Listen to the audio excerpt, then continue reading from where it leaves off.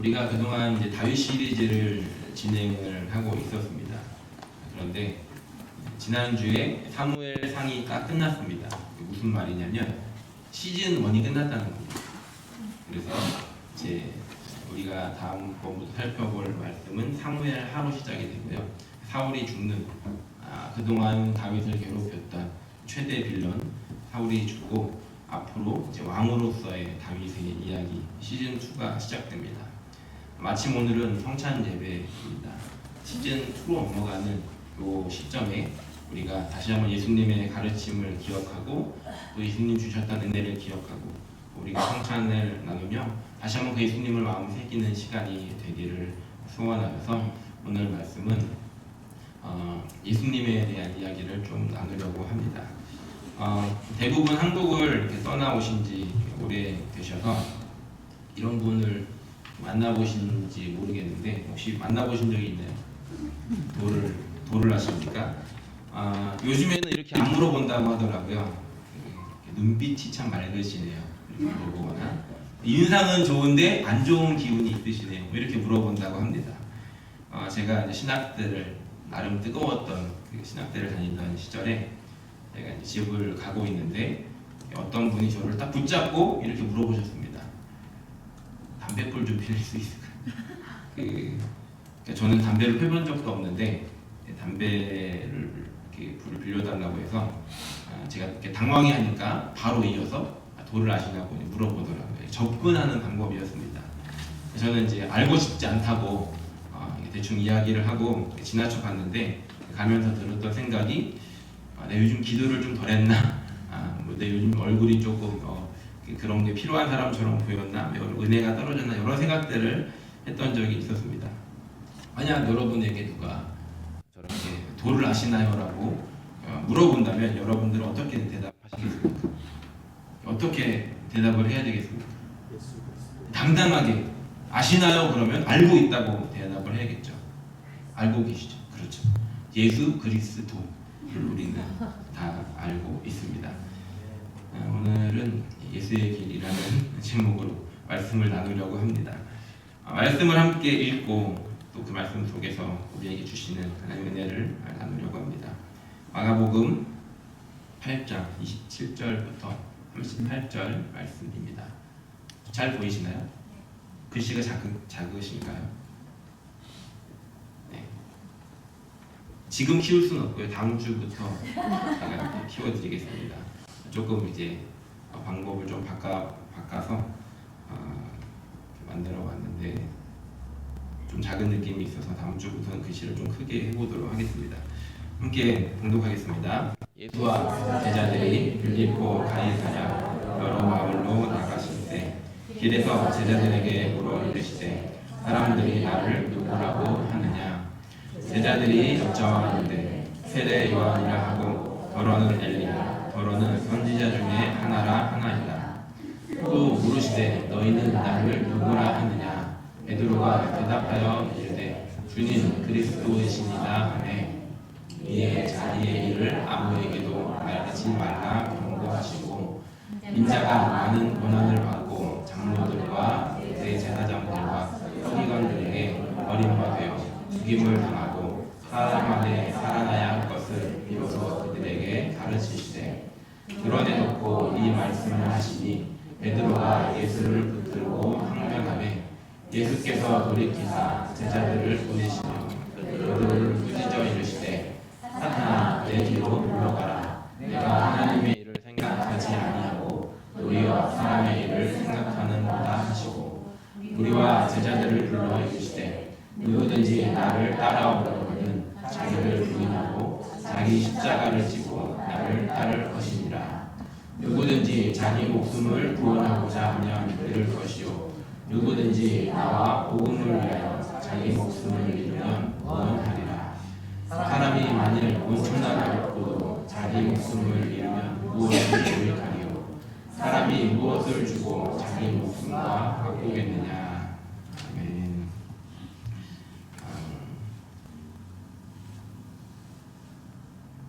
오늘 함께 예수의 길이라는 제목으로 예수님의 이야기를 나누려고 합니다.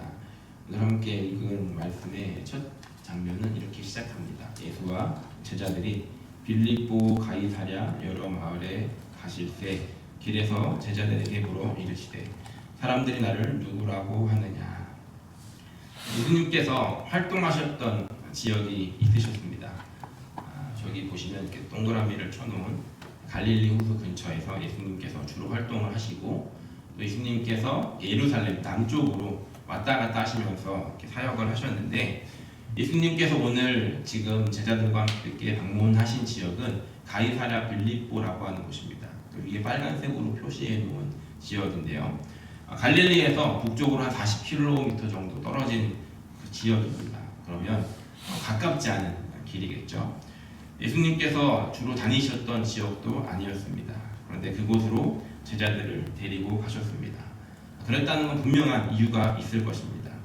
이곳은 어떤 곳이었냐면 헤롯 대왕의 아들이었던 헤롯 필립이 이 지역을 이렇게 다스리면서 로마 황제 가이사에게 잘 보이기 위해서, 그리고 그를 기리기 위해서 만든 도시였습니다. 그래서 이 도시의 이름이 가이사, 로마의 황제를 뜻하는 가이사와 자기의 이름 필립을 따서 가이사라 빌립보라고 이름을 짓게 된 것이죠. 그 도시는 화려했던 도시였고, 또 그리스의 신이었던 나무의 신, 산들의 신이었던 판이라고 하는 신을 기리기 위한 그런 신전을 또 만들어놨던 곳이었습니다. 그래서 그곳을 방문한 사람들은 그곳에 제사를 드리면서 이 산을, 이 울창한 숲을 다스리고 있는 신에게 예배를 하는 그런 곳이었습니다. 그 고대 도시에 황제의 이름을 붙일 수 있는 그런 도시들은 여러 가지 자격을 갖춰야 됐습니다. 도시가 규모가 있어야 됐고, 또 그곳에 어울릴 만한 여러 가지의 모양들을 갖춰야 했고, 무엇보다 신전을 갖춰야 했었습니다. 그렇기 때문에 이 가이사랴 빌립보라고 하는 지역, 이곳은 저거는 이제 지금 이제 상상으로 그려놓은 곳이고요. 지금은 다 유적들만 남았지만 그 당시에는 꽤 화려했던 그런 도시였습니다. 예수님께서 제자들을 데리고 이곳에 가서 도시 구경을 시켜주시고 지나가는 길에 물으셨던 질문이 바로 이 질문이었습니다. 사람들이 나를 누구라고 하느냐라는 것이죠.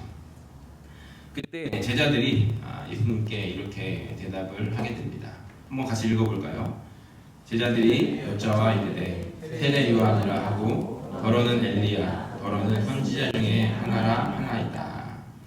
사람들은 예수님에 대해서 죽었던 세례 요한이 다시 살아왔다라고 이야기를 하기도 했고, 또 이스라엘 백성들에게 가장 위대했던 선지자였던 엘리야가 다시 돌아왔다라고 이야기를 하면서 예수님을 선지자 중에 하나라고 그렇게 평가를 하고 판단을 했습니다.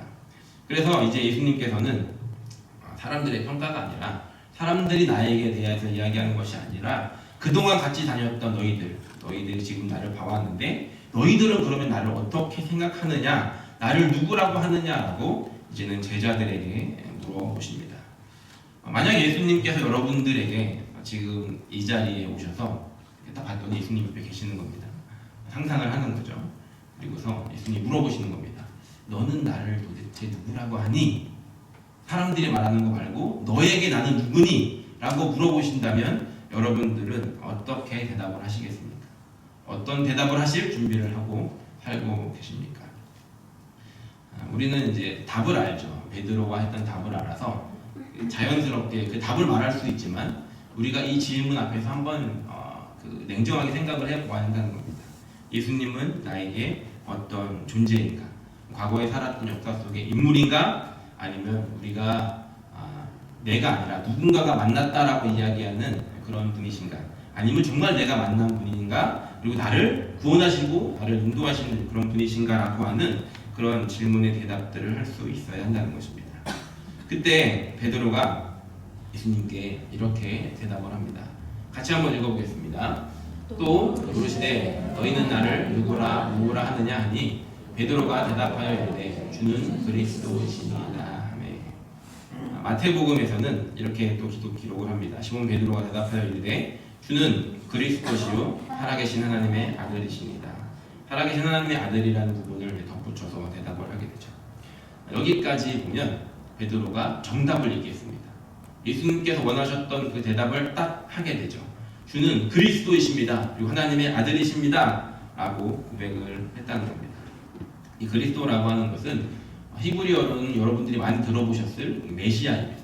메시아라고 하는 것, 그리스도라고 하는 것은 원래는 어떤 특별한 사명을 위해서 기름 부음을 받는 자를 뜻합니다. 기름을 이렇게 머리에 부어서 어떤 그 것에 대해서 인정을 해주는 것인데, 보통 왕이나 제사장 그리고 선지자들에게 이 기름을 부어서 당신은 특별한 사명을 부여받았습니다라고 이렇게 인정하는 그런 것이 그리스도였습니다. 그런데 예수님이 살던 이 당시, 지금 예수님이 활동하던 당시에는 저 그리스도라고 하는 것이 어떤 의미를 가지고 있었는가? 그때는 이렇게 사람들이 생각을 했다고 합니다. 하나님께서 마지막 때에 보내실 특별한 구원자, 그러니까 왕도 아니고 제사장도 아니고 선지자도 아니고 모든 것들을 갖춘 왕이자 제사장이자 선지자로서 이스라엘을, 이 민족을 구원할 그런 특별한 사람이 그리스도다라고 생각을 했다는 것이죠. 다시 말하면 지금까지 예수님을 봤던 사람들은 예수님에 대해서 말하기를 능력 있는, 그리고 어나더 레벨의 선지자라고 예수님을 대답했는데, 이 제자들의 고백은, 예수님의 베드로의 고백은 당신은 구원자입니다. 당신은 메시아입니다. 당신은 기름 부음 받은 선택된 자입니다. 라고 대답을 했다는 것입니다. 마가복음에서는 이 장면이 빠져 있지만 마태복음을 보면 이 고백을 한 베드로가 엄청 칭찬을 받습니다. 예수님께서 맞다 하시면서 여러 가지 칭찬을 하시고 축복하시는 장면들이 기록이 되어 있습니다. 마가복음에는 등장하지 않지만 저 예수님을 향한 고백, 주는 그리스도이십니다라고 하는 이 고백은 마가복음에서도 굉장히 중요한 그런 위치를 차지하고 있습니다.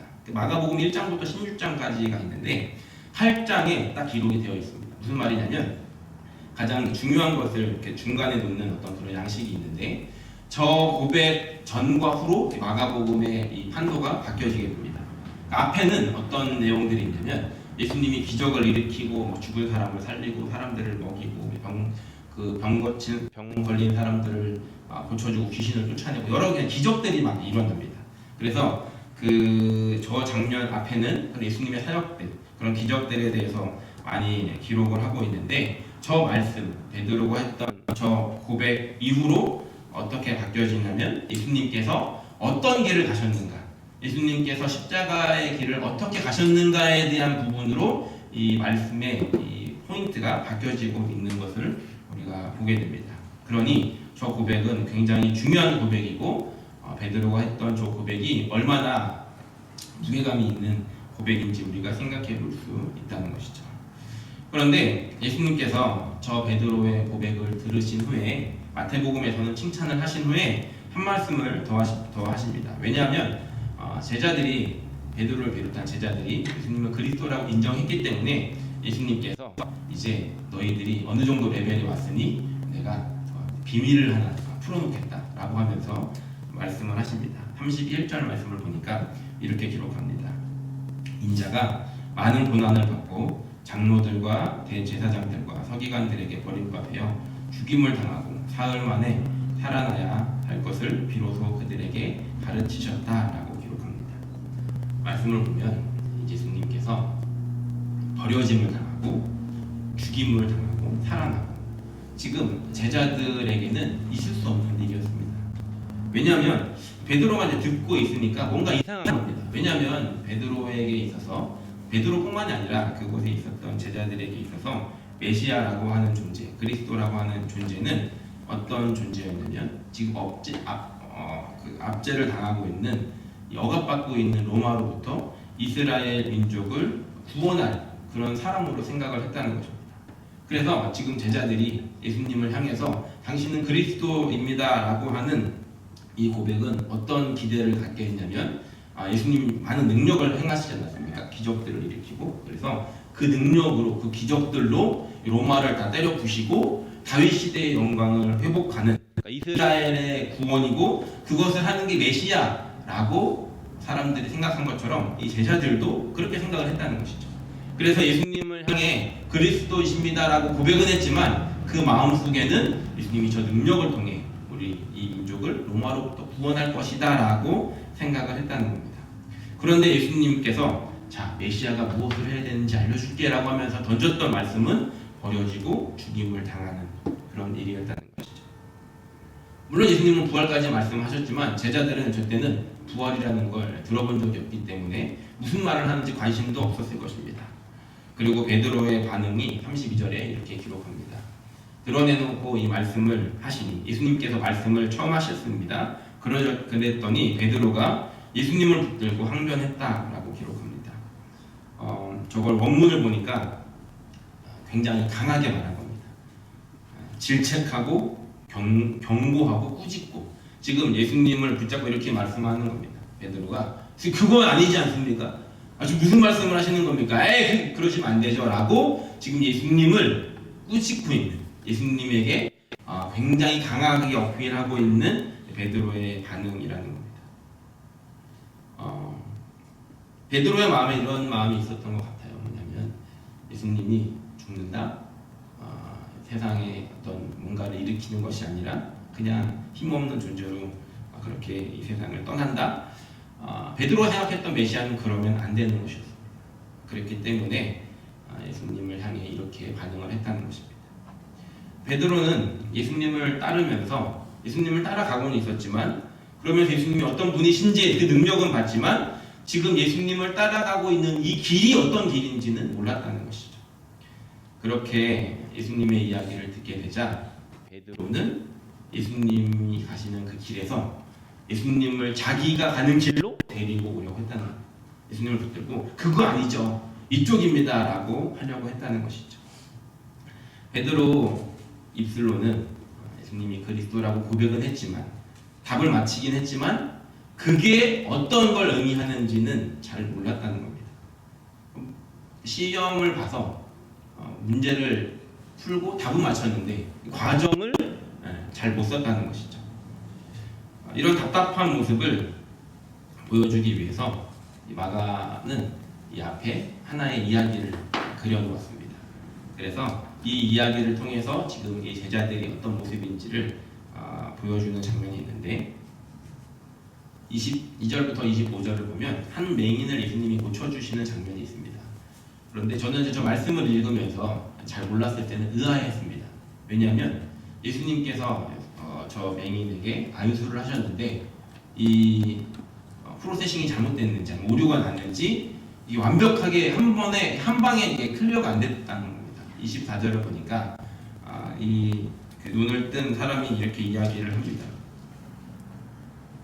쳐다보며 예수님이 무엇이 보이냐고 물어봤더니 이르되 사람들이 보입니다. 사람들이라고는 이야기했는데 사람이 정확하게 보이는 게 아니라 나무 같은 것들이 걸어가는 것을 보나이다 라고 이야기를 합니다.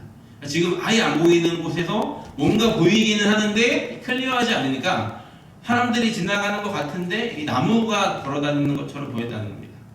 저는 저 말씀을 보고 예수님 조금 피곤하셨나 생각을 했지만 의미가 있었다는 겁니다. 그리고 예수님이 다시 기도를 안수를 하시자 25절을 보니까 모든 것을 밝히 보았다라고 기록을 하고 있습니다. 그것은 예수님이 실수를 하셨다는 것이 아니라 저 장면을 통해서 이야기하고 싶었던 것이 바로 있었다는 것이죠. 무엇이냐면 눈은 떴는데 아직 희미하게 보고 있는 정확하게 보지 못하는 그런 저 맹인의 이야기를 통해서 지금 제자들이 예수님을 그리스도라고 고백한 눈은 떠졌는데 그 고백 속에 어떤 의미가 있는지는 아직 클리어하게 보지 못하는 그런 희미한 모습이 남아 있었다는 것입니다.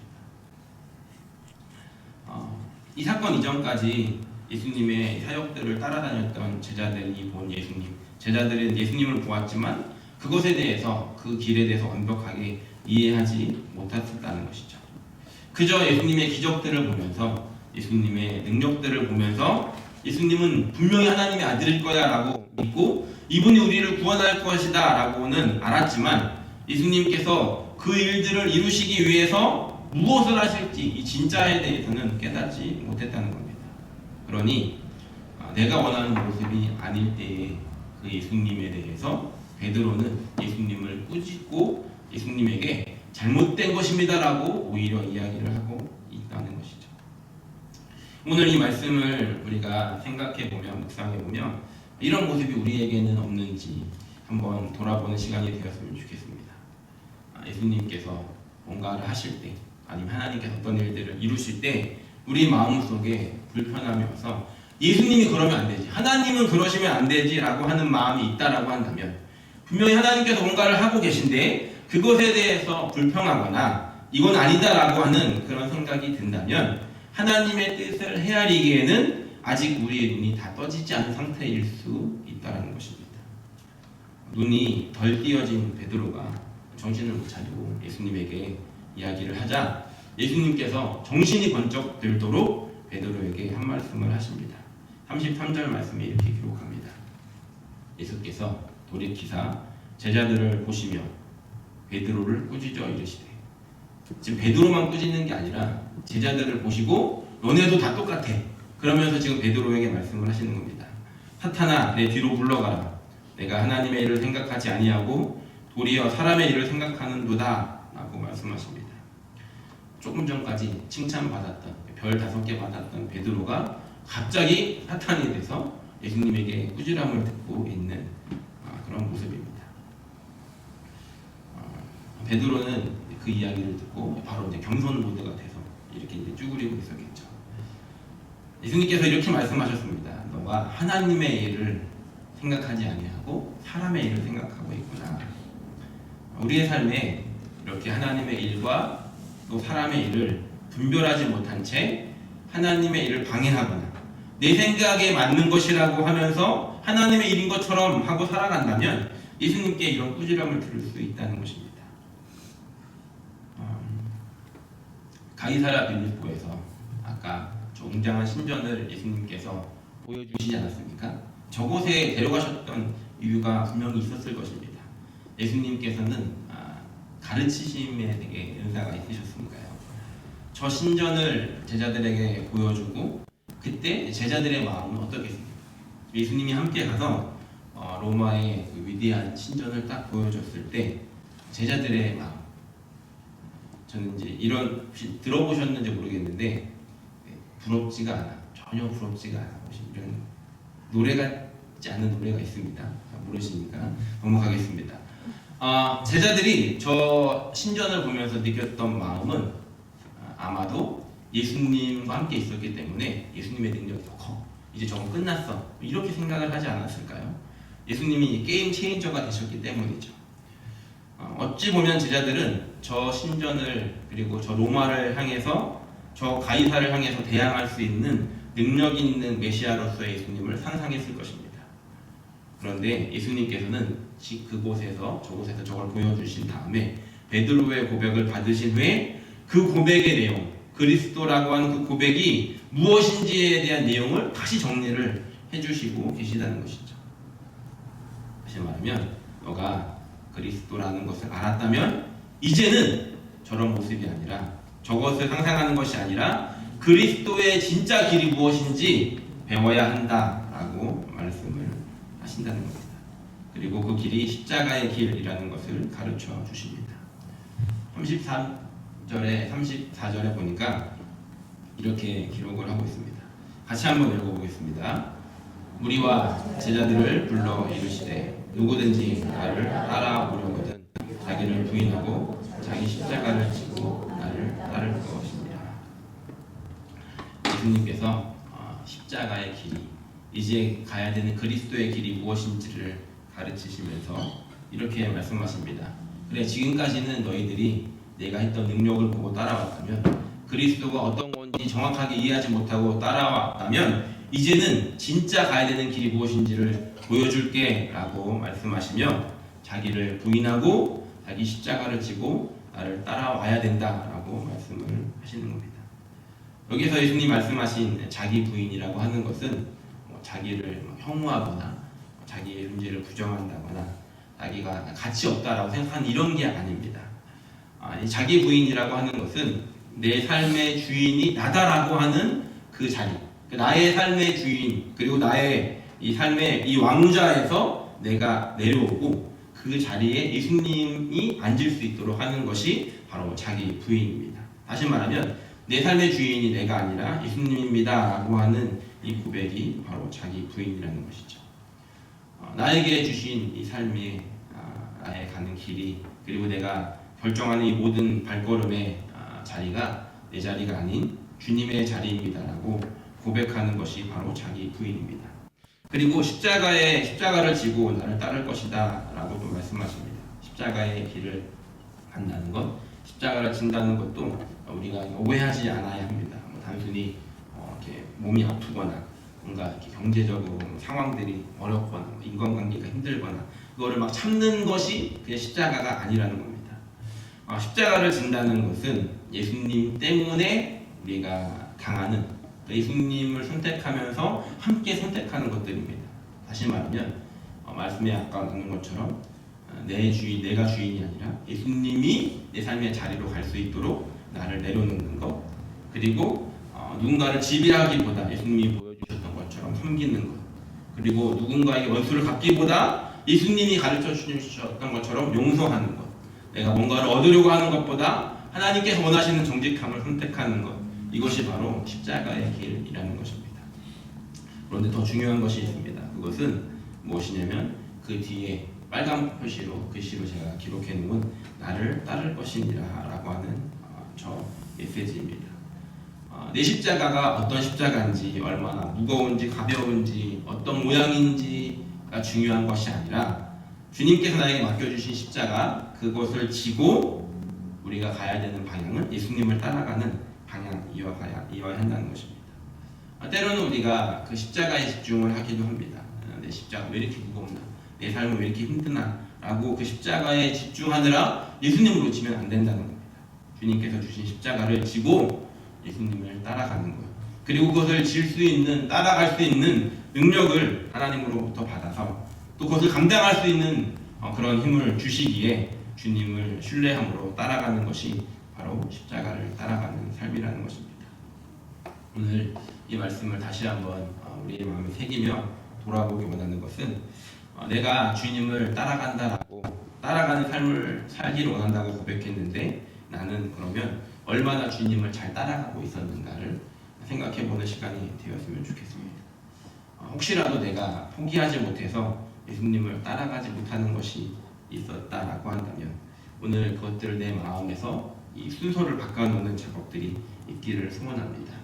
우리 주님은 그것을 다 놓고 하라가 아니라 그 순서를 내가 우선순위로 두고 있는 것을 주님으로 바꾸시기를 원하신다는 것입니다.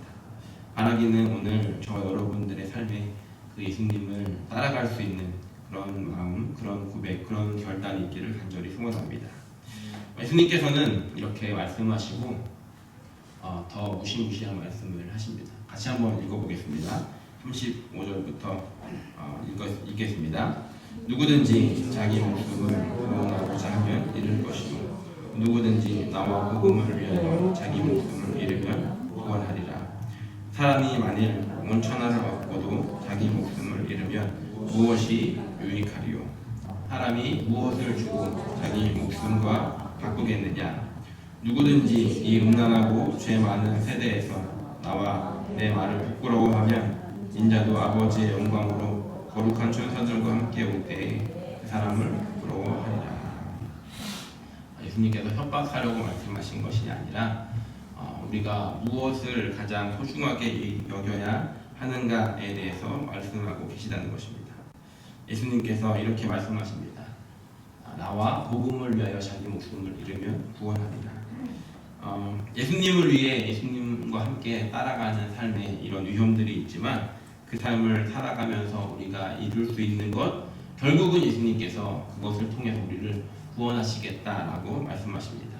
오히려 내가 살기 위해서 붙잡고 있는 것들, 그것을 소중하게 여겼던 것들이 우리의 인생의 마지막 날이 되었을 때 그것이 우리를 구원하는 것이 아니라 우리가 때로는 포기하고 예수님을 선택했던 그 발걸음, 우리가 때로는 손해보고 예수님을 따라갔던 그 방향, 그것으로 인해서 우리는 구원의 길에 이르게 된다라고 예수님께서 말씀하고 계시다는 것이죠. 사람이 무엇을 주고 자기 목숨과 바꾸겠느냐라고 말씀하십니다.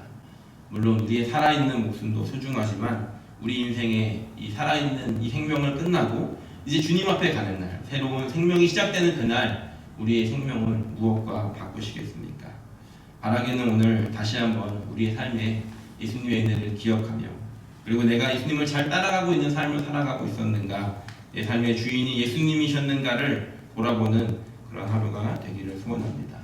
또 우리가 함께 성찬을 나눌 텐데, 성찬을 나누며 예수님께서 먼저 우리에게 다 내어주셨던 것처럼, 예수님께서 우리에게 먼저 행하셨던 것처럼 그 마음과 그 삶을 우리의 마음에 새기고 예수님을 따라가기로 결단하고 결정하는 그런 저 여러분들이 되시기를 예수님의 이름으로 간절히 축원합니다.